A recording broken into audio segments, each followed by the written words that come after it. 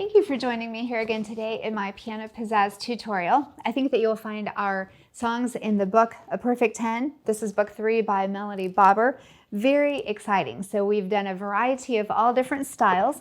The song, I'm really glad that she picked this particular one. It's called Arabesque by Johann Burgmuller. Now, Burgmuller was a German pianist and composer, just as his father was. He was a piano teacher in Paris.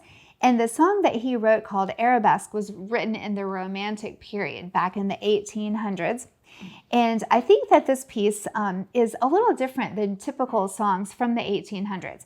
Usually those type of romantic songs are very flowy, and you can just hear the expression just seeping out of the song. This particular one is not that way. It's very lively, it's an exciting piece, and you'll see at the beginning of the song it says to play this allegro scherzando.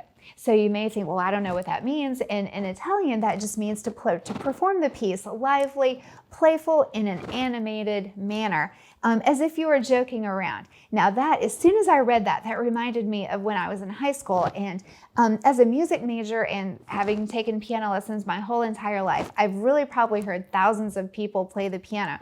And none of them have stood out to me the way that this particular man stood out to me when I was in high school. We had a traveling group come to our church, and the pianist, he played the piano unlike anything I had ever seen before.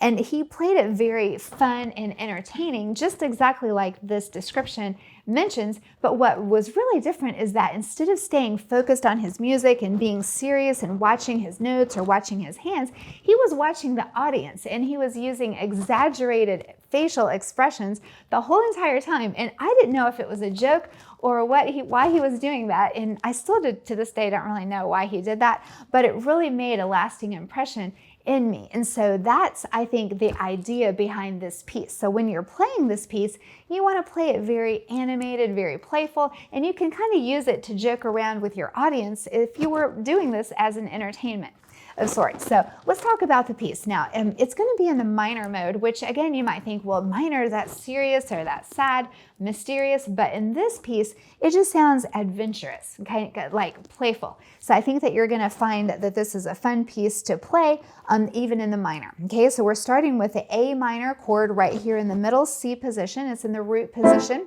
Notice there's only 2 beats in each measure. Okay, so you want to keep that steady beat, 1, 2, 1, 2, and it's staccato. So then the second chord we're going to be going to in measure 5. They're using a lot of ledger lines here, so you may be confused about those. Just count up each line in space. That goes to A, D, and F, which is our D minor chord. So you want to get comfortable going back and forth in the left hand from the A minor to the D minor and back, like that. And then the next chord, the third chord in, is a C major chord. See how you can hear the difference between the major and the minor? That's the minor, minor, minor, major. Hear the difference? And then the next chord, the fourth chord, is the G7 chord. So that's made out of the G, B, and F. F is the 7th tone above G. So by adding that to the G chord, it's called the G7 chord, and then it goes back to the C. So that's the only chords that we have, and that will be played in the left hand. All right, now the right hand is where a lot of the excitement is. You're going to be having 16th notes that go quickly and very smoothly. So see how my hand just kind of floats from one position to the other. So you're going to want to practice going up and down, straight up, and then float it up, and then float it up. Okay, so just practice slowly and intentionally. I don't want to hear you going. That's not impressive, so you want to be sure it's very distinct. Practice slowly, making sure each finger is given the same amount of pressure, and you're going to end with a light staccato. So it's very connected, and then it releases with that staccato touch. All right, so when you put the right hand together with the left hand, it goes along really nicely. I think that you're going to enjoy this.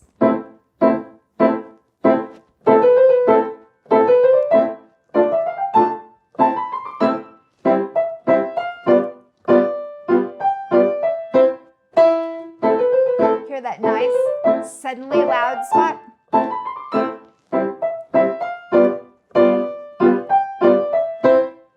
So notice that there's two endings on measure. 10 is the first ending. You're going to play that the first time.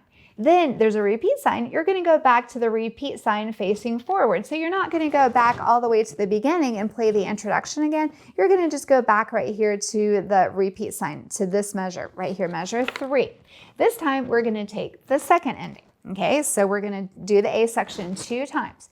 Then we're going to go on to the B section. The B section, starting on measure 9, 10, 11, 12, goes like this. And that's the tricky part. Usually, most of us are better with our right hand, especially if we're right-handed. We're going to be more smooth and able to go faster. It feels better, it's more coordinated. The left hand, though, has to do the same thing. So we can't go so fast that we're going, really fast, because then when the left hand comes in, you may not be able to go that fast in the left hand. So keep tabs on that so that you're not out of control when you change it up. See, even for me, that feels a little less comfortable. The left hand just doesn't feel as comfortable for me as my right hand does. Probably because I'm right-handed, I need to practice my left hand more, okay? So when you put that hands together, you want to feel comfortable and make it fun.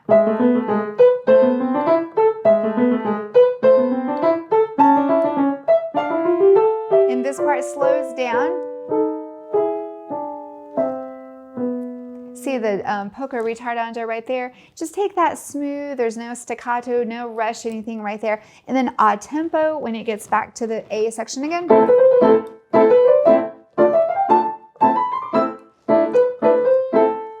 These are 2 exceptions right here. This is a little suspension. You're going to hear that over here on this section here. Okay, so that's not really one of our typical chords. It's a little bit unusual. Okay, so I'm going to perform the whole entire piece for you. I think that it'll be fun, and I'm going to try not to go too fast. This is an easy one to just get out of control, just like you're speeding in a car. Your foot is on the accelerator, and it just keeps accelerating. So I'm going to try not to do that, but yet have fun with it. Here goes.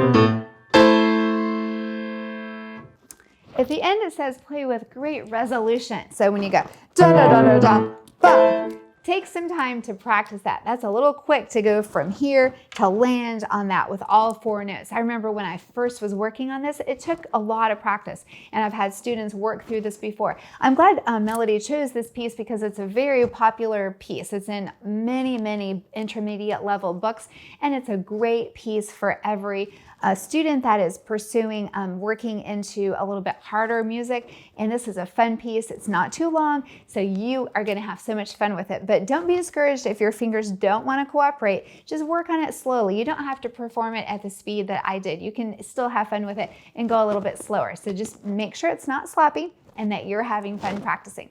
Okay, I'll see you in the next video.